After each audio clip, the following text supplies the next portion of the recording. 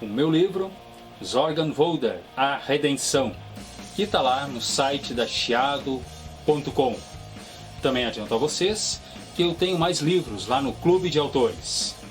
Olá, eu sou João Dantas e bem-vindo ao canal Universo das Telas. Esse vídeo aqui vai se tratar de curiosidades, sim, do escritor inglês Ian Fleming, que acabou criando, quem diria, o agente secreto, mais famoso do planeta, com uma enorme franquia, hoje contando aí com cerca aí de 25 filmes. Seria ele, é claro, 007, com seu eterno jargão "Eu sou Bond", James Bond, que aliás, em 2022, tivemos aí a despedida de mais um ator, Daniel Craig, que faz aí um loiro porradeiro.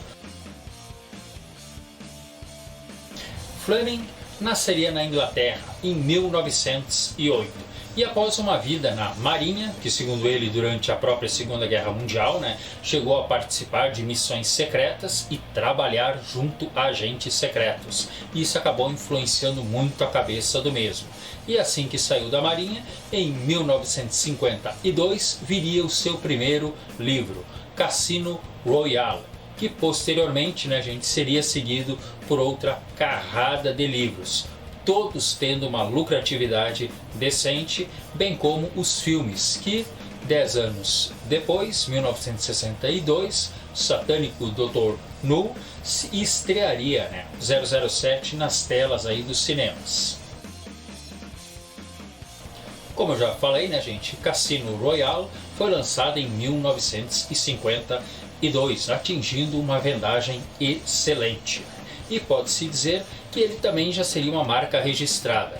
O autor Ian Fleming colocaria em seus livros várias personalidades, posso dizer, que ele conheceu na vida real, principalmente no seu período aí, na Marinha Naval, em meio à espionagem. E é claro, colocaria um toque aqui ou outro ali no próprio James Bond, das suas próprias características. Óbvio, gente, que James Bond seria criado, como eu já disse, aqui na década de 50, onde a dita Guerra Fria, em que ocorreria um forte atrito político entre a União Soviética, China, eu posso dizer, bem como contra o lado aqui leste, que seria Estados Unidos e todos os países da Europa que representariam o capitalismo. Era o oeste comunista contra o leste capitalista. Não havia uma guerra aberta, mas dizem muitos que a espionagem era a principal arma. Todo mundo queria saber o que o outro lado estava fazendo e até aprontando. E foi nesse ambiente aqui que ele acabou mergulhando, pode-se dizer, a criação, o seu agente, que teria muitas marcas, como eu já disse, pessoal, de muitas pessoas, amigos, bem como profissionais da Marinha. Mas o próprio Fleming também colocou os seus gostos, como por exemplo, geralmente ele está usando a marca de produtos de higiene pessoal que o escritor usa. O escritor adora golfe, jogos de azar e ovos mexidos. O agente sempre pede: eu quero bebida batida, não mexida. Essa aqui, gente, na pesquisa que eu fiz, infelizmente eu não encontrei aonde o escritor se baseou, mas é uma marca registrada que se esticou por toda a franquia. O manuscrito, gente, o primeiro manuscrito do primeiro livro, Cassino Royale, que acabou sendo escrito de fato por uma secretária, que futuramente iria inspirar a criação da secretária Moneypenny, que pode-se dizer que acompanha todos os filmes do 007. E logo vamos ver em outro vídeo que eu vou fazer a super campeã. Aliás, na época aqui do Daniel Craig, primeiro, a Moneypenny se trata aí de uma mulher muito chegada, naquelas tropas de elite da Marinha, mas que depois desiste de tudo e vai ser secretária. Aliás, pela primeira vez, a secretária é uma negra. Cassino Royale, gente, que acabou tendo, a princípio, uma primeira versão para televisão, que inclusive está disponível aí no YouTube. mas para as telas do cinema só outra oportunidade em 2006, sendo o primeiro filme aí, né, com o ator loiro Daniel Craig. Pelo que eu compreendi, né, a preferência ou todas as obras dele, já que o ator escreveu, né, Cassino Royale, né, e depois mais 11 livros e outros 2, né, resumindo vários pequenos contos. Né. Eles foram todos, ou boa parte deles, feitos na Jamaica, onde o escritor adorava passar as suas férias. Né. Aliás, o satânico Dr. No se passa na Jamaica. E na Jamaica, em meio àquelas belíssimas praias, ele gostava de ir por uma localidade. Eu não sei se a casa era dele ou se era um local que ele sempre dava um jeito de se hospedar. E acabou batizando aquele local de Golden Eye, que aliás acabou sendo o nome, né, do primeiro filme do Pierce Brosnan, de 1996, que para mim é o melhor James Bond. Mas mais informações. Quem seria de fato James Bond? Ele trabalha no serviço secreto, né, da Marinha Britânica. É claro que muitas vezes, toma lá da cá no filme, aparece o próprio, né, personagem, né, 007, usando o uniforme da Marinha. Mas ele também faz parte, né, posso dizer, do seleto grupo M16, do qual, pelo que eu notei, né, tem cerca aí de 9 agentes, né, pelo que eu pude contar geralmente nas reuniões que aconteciam ali, né, do 001 até o 009. Pelo que eu compreendi, né, o 00 poderia muito bem ser o dito M, que é o nome que ganha o líder, né, que vai passando todas as informações e missões para os outros agentes. Comentam alguns, e são 25 filmes, né, gente? Muitas vezes até aparecem essas edições especiais, né? Que podemos contar que alguns agentes até chegam a cumprimentar o 007 em algumas missões. Outros, infelizmente, apenas se tem a notícia, né, de que foi morto.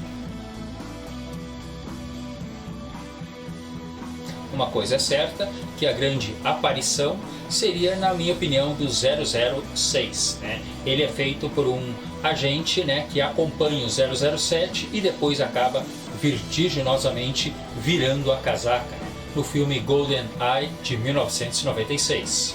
O pai do agente é escocês, a mãe é suíça, porém o garoto sempre foi criado, pelo que eu notei, como órfão. Ele deve estar nos livros, de repente, maiores detalhes familiares dele.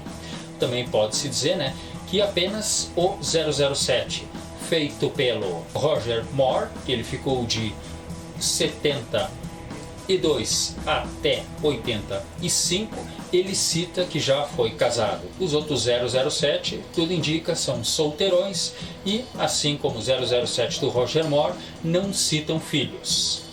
E no livro só se vive 2 vezes, que acabou indo para a tela, né, em 1967, sendo o filme de Sean Connery. É o livro taxado que dá outras facetas, pode-se dizer, ao agente. Ele ganha, pode-se dizer, uma certa descolagem e algumas informações sobre o seu passado familiar. O escritor pegou o nome James Bond de um criador de pássaros, né, um especialista em pássaros dos Estados Unidos.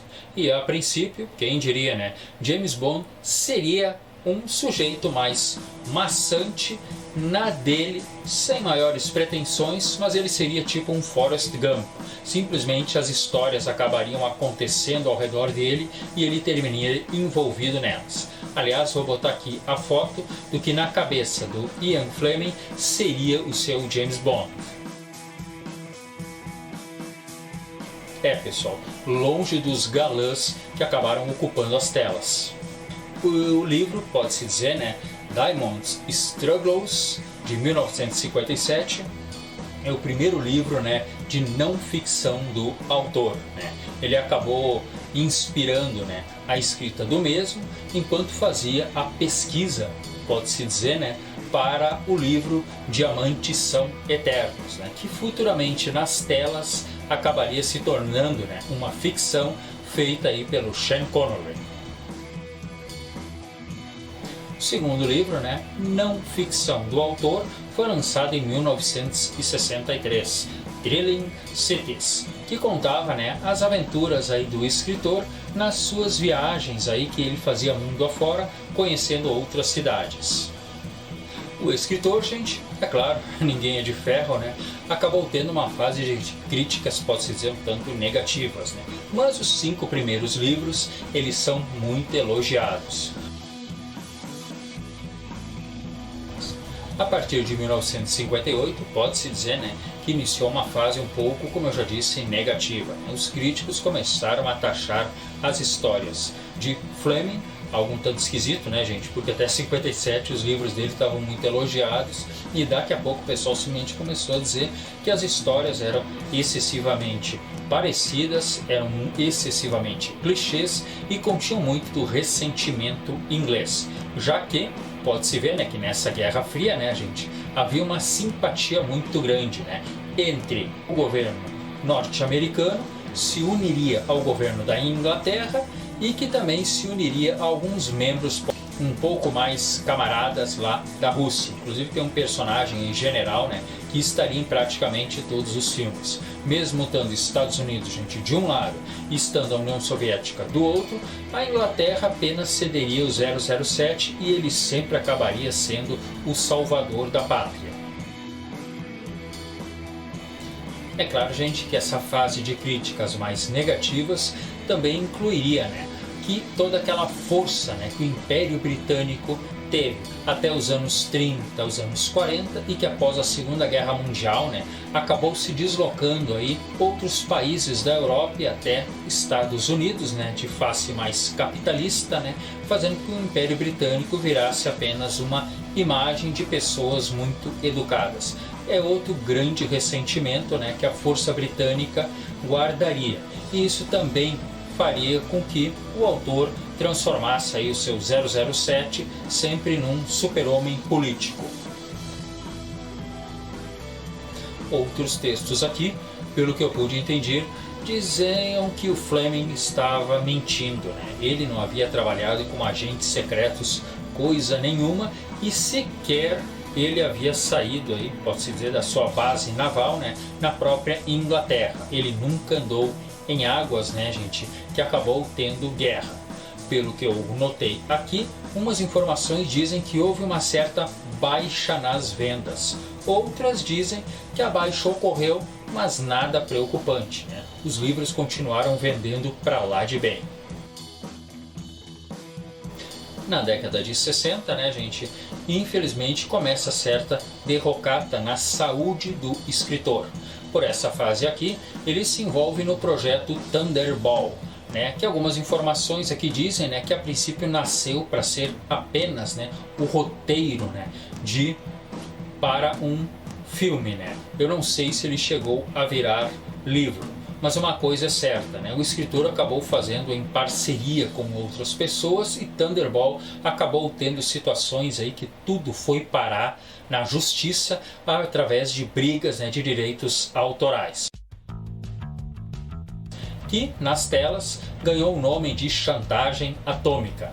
1965 foi o ano, feito por Sean Connery, sendo a maior bilheteria que esse ator aí teve, cerca de 150 milhões de dólares. Inclusive, num desses vai e vem aí para tribunal, que cerca de 2 ou 3 vezes eles foram parar nos tribunais, já que muitas pessoas se envolveram, né, gente?